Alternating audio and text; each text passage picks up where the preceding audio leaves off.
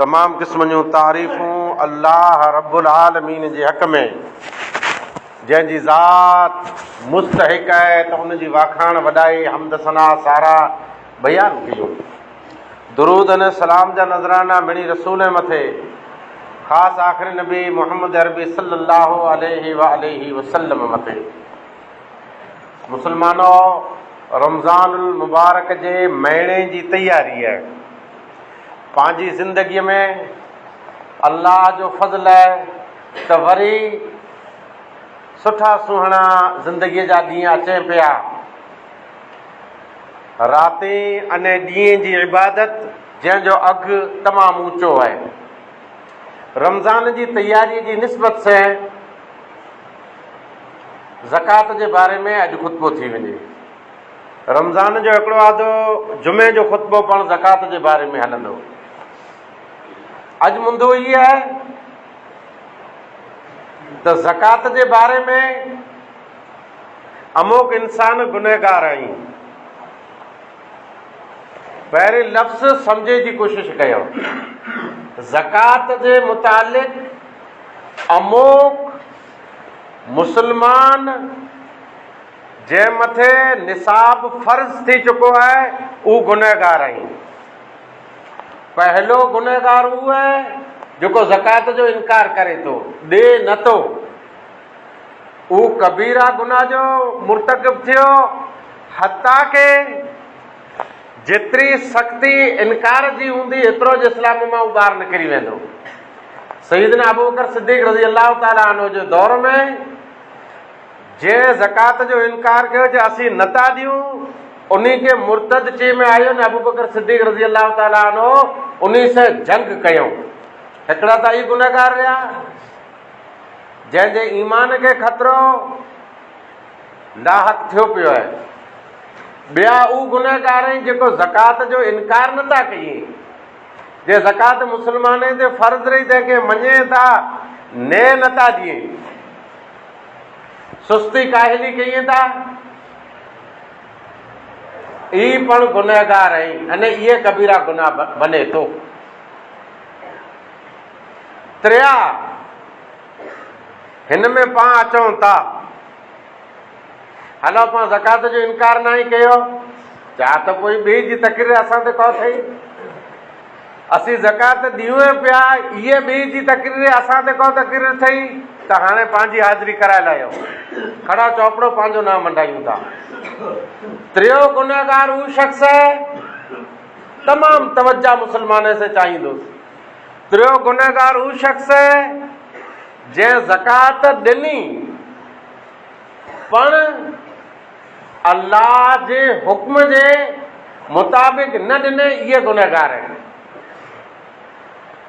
हाणे हिते जरा खनि आंजो आंदो मूंखे साम्हूं थींदो, जीअं ज़कात ॾिए पियो न गुनहगार कीअं थियो? जी थियो कुरे में थियो, उन अल्लाह जे कानून जे मुताबिक़ न ॾिनई।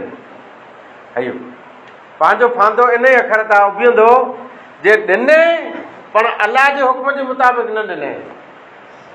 हाणे ई मसइलो पाण हल कंदासीं। अल्लाह जे हुक्म जे मुताबिक़ न ॾिने तंहिंजो कारण कहिड़ो थियो? शरीयत जा उसूल आहिनि।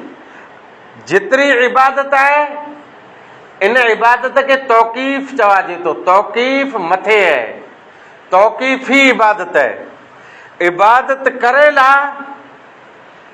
प्रूफ खपे क़ुर मजीद जी आयत अथवा हदीस। क़ुर हदीस इजमा उम्मत अने क़यास सही जे ई चार मुंदा केॾा मिले था त पाण वारी इहा इबादत क़बूल आहे, वरन इहा इबादत क़बूल न आहे। प्रूफ पूराओ खपे। अने ज़कात इस्लाम जो बुनियादी 5 रुकन मां रुकन आहे, अज़ीम रुकन आहे, अल्लाह जी तरफ़ां फ़र्ज़ कयल मुंदो आहे, अने इबादत आहे। जे इहा इबादत आहे त हिनखे इबादत सम्झी करे अल्लाह जे हुक्म जे मुताबिक़ इहा ज़कात ॾींदासूं त क़बूल थींदी, वरन क़बूल की न थींदी। अच्छा, क़बूल की न थींदी, ई लफ़्ज़ जरा रुखो लॻे थो। क़बूल को की न थींदी। हलो हिकिड़ो मुंदो हलायूं क़ुर मजीद जी आयत में। क़ुर में अल्लाह ज़कात जे बारे में एतिरो साफ़ ॾसें जे हिन जॻह जो आउं ज़िक्र कयां थो हिते ॾिजा, तंहिं सवाइ ॿियनि केॾा इहा की न हलंदी। अलाह जे नबीअ खे इख़्तियार न हो जे पिंड जी मर्ज़ीअ सां इन आयत मथे कीअं सुधारो कईं। अच्छा, सम्झ जा इस्लामी हिकिड़ो मुंदो आहे, निकाह में जेको औरतूं हराम आहिनि, अलाह उन जो ज़िक्र कए चौथे सिपारे जी 6ली आयत ने अलाह मोहर लॻाए छॾे जे हिन जे अलावा मणे औरतूं हलाल आहिनि। तैर अलाह जे नबी ॾसे चे ही मुंदा अञा पण हराम आहिनि। अलाह ताला इख़्तियार ॾिने जे नबी ऐं पण इन में आंजी तरफ़ां चओ जेको असल वही रही। हर इस्लाम जी बुनियादी ॻाल्हि तंहिंमें अलाह जे नबीअ खे इख़्तियार मिलियो, पण ज़कात विरायूं था, ज़कात जंहिंखे ॾियूं था इनखे चवाइजे थो ज़कात जा मुस्तहिक या मसरफ़। इन मसरफ़ में सुधारो वधारो नबीअ खे इख़्तियार न हो त केॾा ॾियणी। हाणे क़ुर जी आयत तव्हांखे साम्हूं रखां थो, इन जे मुताबिक़ जे मुस्लमाननि जी ज़कात आहे त क़बूल थींदी, वरना ज़कात क़बूल की न थींदी, गुनहगार थियासीं। अच्छा, क़बूल न थी, तंहिंजो कारण इहो आहे त शरीयत जे ख़िलाफ़ हुई। अने शरीयत जे मुताबिक़ जेको अमल हूंदो उहो क़बूल थींदो, शरीयत जे ख़िलाफ़ अमल क़बूल किन थींदो।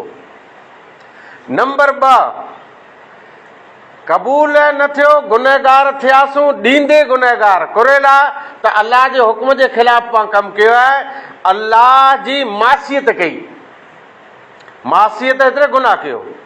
अच्छा, इन मसदकातो लिल फुकराए, अलाह खे ॾिने आंगरी ऐं सारीदा अची जा। अने ऐं पिंड जो मुंदो आहे, सुवाल हिकिड़ो बनाए लाइजा जे असां 8-10 वर थिया आहे, 5-20 वर थिया आहे, ज़कात हिन जॻह ते ॾिनी आहे, भला असां वारो हिते की ज़िक्र अचे थो की नथो अचे। जे हिन आयत में ज़िक्र अची वियो त क़बूल न का कंहिंखे पाण खे चेंजिंग करणी पवंदी, फेर फार करिणो पवंदो। तौबा करे जे असां जेकी अमल कयो तंहिंजे बारे में तौबा कयूं था जे ना सम्झी असांजी हुई, ना सम्झ जे करे ग़लति क़दम खयो, अलाह तुंहिंजो पैगाम पुॼी आयो, हाणे असीं हिन पैगाम जे ख़िलाफ़ की न वेंदासूं। नंबर 1, कुल 8 जॻहियूं जिते ज़कात ॾियणी, 8 जॻहियूं। पहलो मसरफ़, इन मसदकातो लिल फुकरा, बेशक सदकात फ़क़ीर लाइ। हिन आयत में सदको करे लाइ चवाणो, सदको ॿी क़िस्म जो आहे। नफ़ली जेको सदको ॾियूं था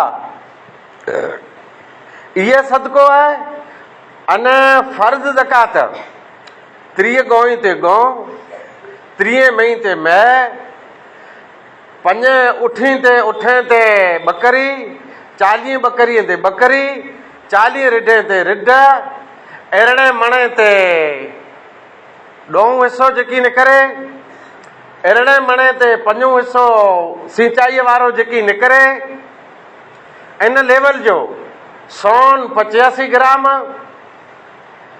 चांदी 600 ग्राम, ई मणे निसाब रहियो। हाँ, इन जे मुताबिक़ पाण हलायो, तंहिं सवाइ ज़कात जा ढिग मुंदा इंशाअल्लाह अचंदा रहंदा।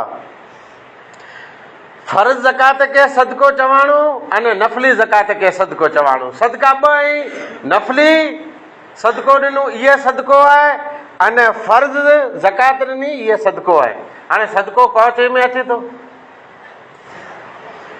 जंहिंखे पाण सदको चवंदा, त हीउ सदको एतिरे लाइ चए में अचे थो, इंसान ज़ाहिर में पिंड जे ईमान जी तस्दीक करे थो, ज़ाहिर में प्रैक्टिकल पिंड जो क़ीमती माल ॿिए खे ॾिने, ईमान तंहिंजो तक़ाज़ो ज़ाहिर करें, इहो सदको सिद्क तस्दीक करें, साबित करे ॾेखारे। ज़कात कुरेला ॾिने में अचे थी। नंबर 1, अल्लाह जो हुक्म है, अल्लाह जी खुशनुदी अने रब जी रिज़ा तलब करे लाइ ज़कात ॾिने में अचे थी। नंबर 2, तो तहेरोहुम व तुज़क्कीहिम, माल तंहिंखे पाक करे लाइ अचे थी। 40 बकरियूं आहिनि, हिकिड़ी बकरी ॾियो, बाक़ी आहियूं जेतिरियूं बकरियूं मड़े पाक थी वेंदियूं, आला हलाल पाक। नफ़्स जो तज़कियो, नफ़्स जो तज़कियो, एतिरे नफ़्स पाक थी वेंदो ज़कात ॾिने से। चौथो मुंदो आहे गुरबत मिटाइल आहे। गुरबत तंहिंजे ख़ात्मे लाइ ज़कात ॾिने में अचे थी। पाण ॾियूं केॾा? इन मां आयत जे अंदरि इन मां के हसर जो सेगो चवाइजे थो, जंहिंखे चवंदा सिर्फ़ न सिर्फ़ हिते एतिरे हिते सिर्फ़ अने सिर्फ़ सदकात फ़क़ीर लाइ।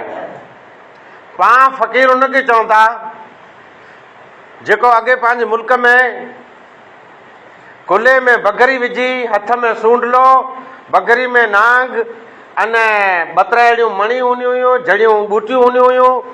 इहा हिकिड़ी क़ौम आहे, घरा घर पिनंदा हुआ, सदा लॻाईंदा, पाण उनखे फ़क़ीर चवंदा। उहो फ़क़ीर ई न आहे।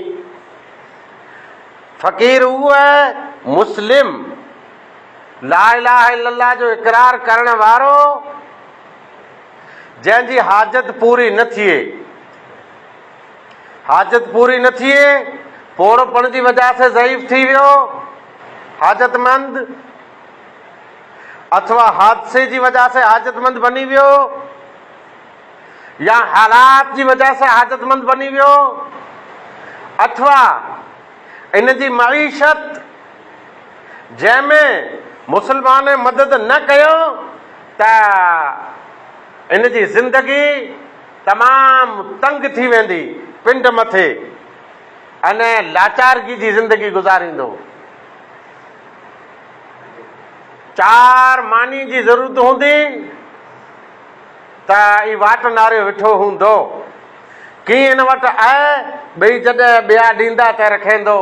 फ़क़ीर निहायती मोहताज, अने इन जी अलॻि अलॻि डिफिनेशन ठही आहे। मुसलमान जो निहायत ई हाजतमंद तबिको। 2 नंबर ते मिस्कीन। मिस्कीन ही पण हाजतमंद आहे, ज़रूरतमंद आहे। वो ज़रूरत त मिणी कयईं, बंगलो बनाए जी ज़रूरत आहे, गाॾी गिनी जी ज़रूरत आहे, अने ॿिया टोल टक दागीना ई ॿिया गिनी जी ज़रूरत आहे, इहा न। हिते मुंदो ख़ाली हेॾा जी ज़रूरत आहे।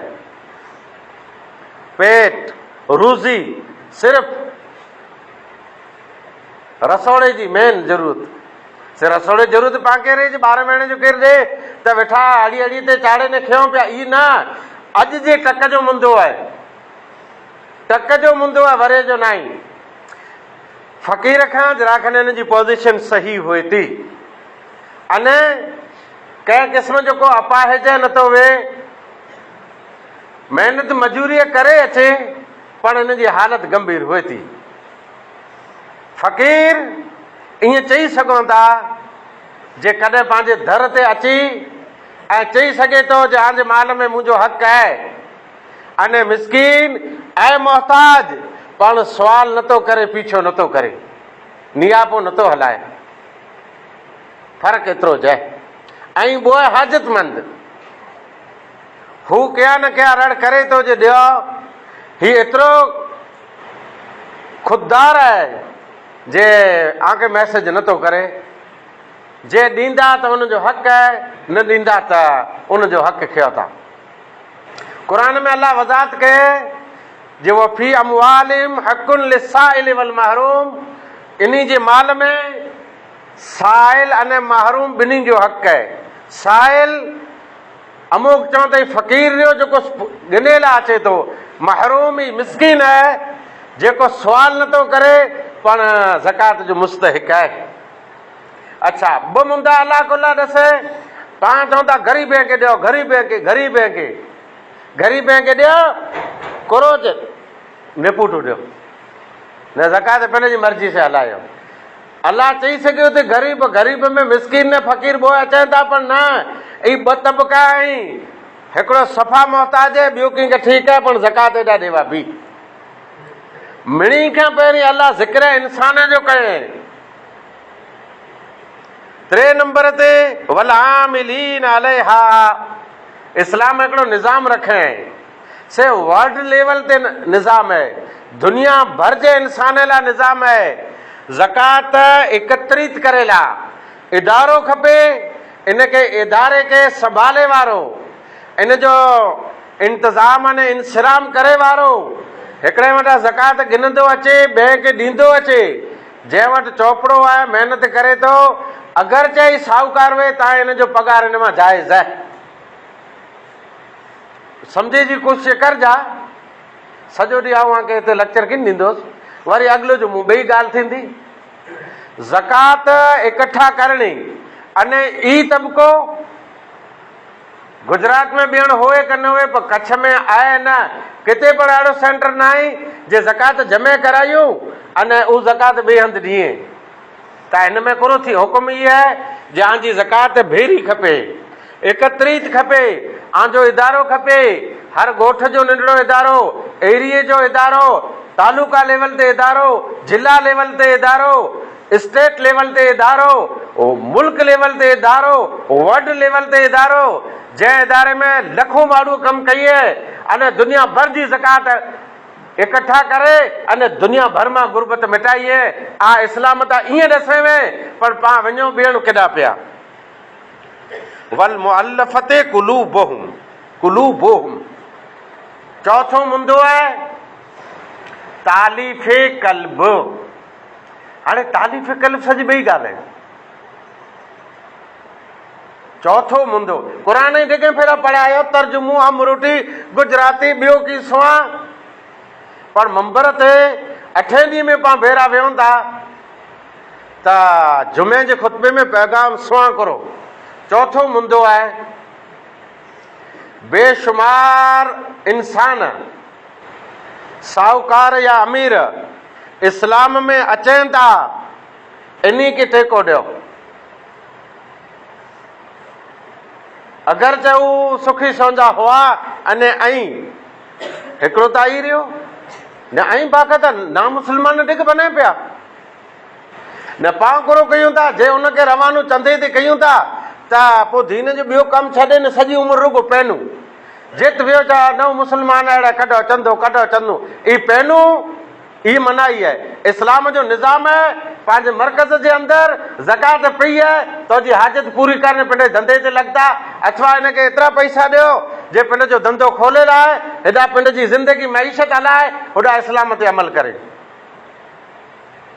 न ईअं थियो आहे, पोइ अयूज पैनू थी वियो, हर जॻह ते ऐलान करे जा भाई न हू मुस्लमान आहे, पंहिंजो भाउ आहे, पंहिंजो भाउ, पंहिंजो भाउ आहे, पर पाण हिनखे वरी न वेसरे इस्लाम मां पैनू बना कढी छॾियो हुयसि।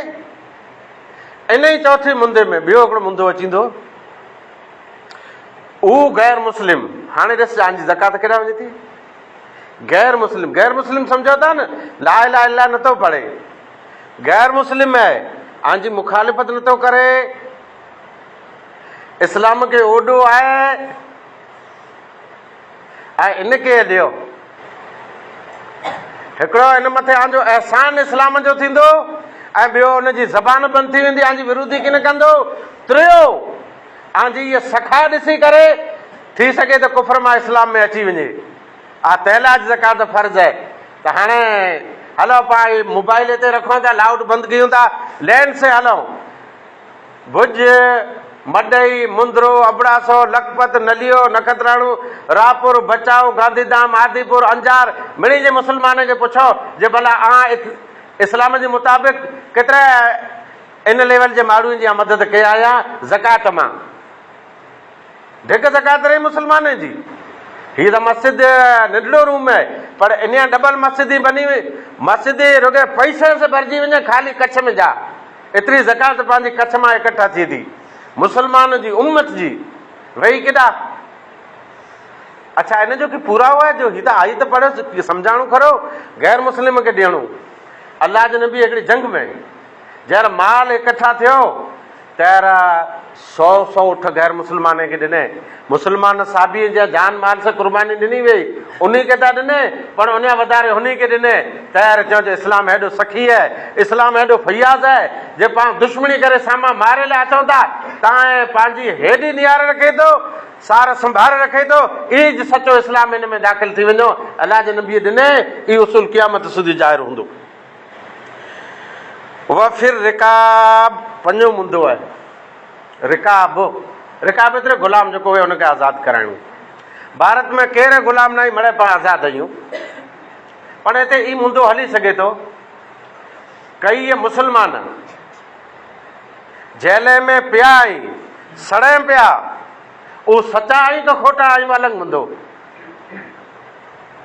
उन्ही जा बच्चा भला लांघे वेठा हुआ त जवाबदार केरु? जवाबदार पाण आहियूं, जवाबदार उम्मत आहे जे उन जी की सार संभाले कया खरी। उहो भला खपे एतिरो कबीरा गुनाह करे जेल में पियो आहे, उन जे बच्चे खे ॾियो ज़कात मां। पोइ इन पिंड खे पिणु आज़ादु करायो। भारी फियूं लॻे थियूं, जॻह जॻह ते पैसा खपनि था। जे आहे निर्दोष त उनखे चई सघूं था जो असीं तो भेरा उभा आहियूं, तो सां अन्याय थियो आहे। अने जे गुनहगार आहे त एतिरी मदद कयो, एतिरी मदद कयो। इस्लाम जो अहसान ॾिसी करे गुनाह था हथ खणी छॾे, पोइ हरा हरा उनखे चओ जे असीं तो भेरा उभा आहियूं, तूं तुंहिंजो गुनाह था हथ खण, तूं गुनहगार आहीं। असां तुंहिंजी मदद कई एतिरे लाइ त गुनाह था हथ खणायूं। पोइ उहो शख़्स उनजी कमर जुड़ी पवंदी इस्लाम जो अहसान ॾिसी करे, जे इस्लाम की न की तरीक़ो था मूला कनि। कंहिं पुछा कई लखों रुपया भरणा पवंदा, मदद कयो उन जी। आई रही आयत ही क़ुरान मजीद, क़ुरान क़ुरान क़ुरान, ॾियो न ज़कात सही। वल गारिमीन, हाणे गारिमीन इहे मुंदो अचे पियो। गारिमीन एतिरे उहे मुस्लमान साहूकार हुआ, खुशहाल हुआ, पण मकरूज़ थी विया। इन मथे लेणू चढ़ी वियो, मंगदो इन ते चढ़ी वियो। हाणे को रस्तो आहे ज न। जनाज़ो अचे त मौलवी साहब ऐलान कई है, अब हिन जा वारिस भरे ॾिए कर्ज़ो। वारिस चयासीं आओ भरे ॾींदासूं, पर होए कीअं ना करे मां वारिस भरींदा। इन मथे जे कर्ज़ो चढ़ी वियो आहे, नारियो कुरेला कर्ज़ो चढ़ियो आहे, जंहिंखे हिते छाणनी हणणी पवंदी। जेकॾहिं ग़लति कर्ज़ो हूंदो त हिन जो जवाबदार उहो हूंदो, पर को ज़रूरत त हिन जी हूंदी।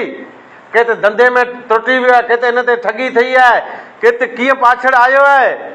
कर्ज़ जे कर्ज़ आहे त कर्ज़ चुकायो, ऐं ॿिए जो हक़ आहे, हिन त हक़ लाइ हुनखे हक़ जोड़े आ ज़कात आहे एतिरे लाइ। मकरूज़ इंसान जो हक़ आहे कर्ज़ पंहिंजी ज़कात में। वल गारिमीन वफ़ी सबीलिल्लाह, फी सबीलिल्लाह, फी सबीलिल्लाह से मुराद उम्मत जो इज्मा आहे, जे सिवाय जिहाद जे ॿियो कीअं न आहिनि। हिकिड़े चयो हिन में ही दाख़िल आहे, हू दाख़िल आहे, दीन जा भला कम दाख़िल आहे, अने ही कम आहे अल्लाह जी राह में जिहाद रहियो, हू कम आहे अल्लाह जी राह में जिहाद रहियो। पर साफ़ उहो मुंदो जे आयत में जाए, उहो अल्लाह जी राह में जिहाद करणु आहे, मुजाहिदीन जी मदद आहे। त हू त पाण ते आया न। गाज़ी अगरि जो साहूकार आहे, तव्हां हिनखे ज़कात जो माल ॾियो। अगलो मुंदो आहे छहलो आठमो वब्न सबील। वब्न सबील एतिरे मुसाफ़िर। पाण ईअं चवां ॿ ॼणा वेड़ा, हिकिड़े खे ॾाढी लॻी रहे मोह फिटा, चयो मुसाफ़िरकार हू रहियो का परियां ॾोसल वीचारो हिकिड़ो पियो आहे, पोतरे हथ कढियो, पोतरे हथ कढियो। हाणे उते जे पासा पियो कढे मंझे ते, न उन ई हंधि खां घरा पियो फॻाए, पाण आहे वीचारो मुसाफ़िर आहे। ई मुसाफ़िर न आहे, मुसाफ़िर उहो आहे मुल्क में आयो लम्हे पंदा। इन जी सफ़र जी सारी दास्तान ऐं सुणो, जंहिंमें हिन वटि हाणे कीअं न आहे जे पंहिंजे मुल्क में कीअं पुॼे। सफ़र जी पूरी ज़रूरत आंके पूरी करणी आहे न, उते पण 4 ॾींहं वेही खाई सघे, ई मड़ ज़कात जे माल मां ॾिवाबो, हिनखे मुसाफ़िर चवाइजे थो। आयत अञा चालू आहे। फरीज़तुम मिनल्लाह, फरीज़तम मिनल्लाह, हीअं ज ॾियणु ई अलाह फ़र्ज़ कयो आहे। ज़कात ॾियणु फ़र्ज़ आहे अने हीअं ज ॾियणु फ़र्ज़ आहे। आंजे मन में आ जेकी मुंदा हुआ जे होॾा ॾियूं था, होॾा ॾियूं था, होॾा ॾियूं था, हिन लिस्ट में जे चढ़ियल आहियूं उहो मुंदा त ठीकु, जे चढ़ियल न आहे त मुंदा पासे रखो न पकड़बा। ऐं वरी ज़कात कीन थींदी? ज़कात गुरबत मिटाए लाइ वई आहे। वल्लाहु अलीमुन हकीम, अल्लाह ताला जानकार ऐं हिकमत वारो आहे। अल्लाह खे मड़े ख़बर थी वे जे हिते पण ज़रूरत पवंदी, हुते पण ज़कात जी ज़रूरत पवंदी, पण अल्लाह जेकी मुंदा ॾसे इन मुंदे जे मुताबिक़ जे ज़कात पाण ॾींदासूं त इहा ज़कात थींदी क़बूल, इन मथे थींदो अजर। अने इन जॻहि सवा ॿियण केतिरी पण क़ीमती जॻह हूंदी, पंहिंजी ज़कात वेही ॿियण थींदो करो, पाण त फ़र्ज़ लथो न, अने अल्लाह जे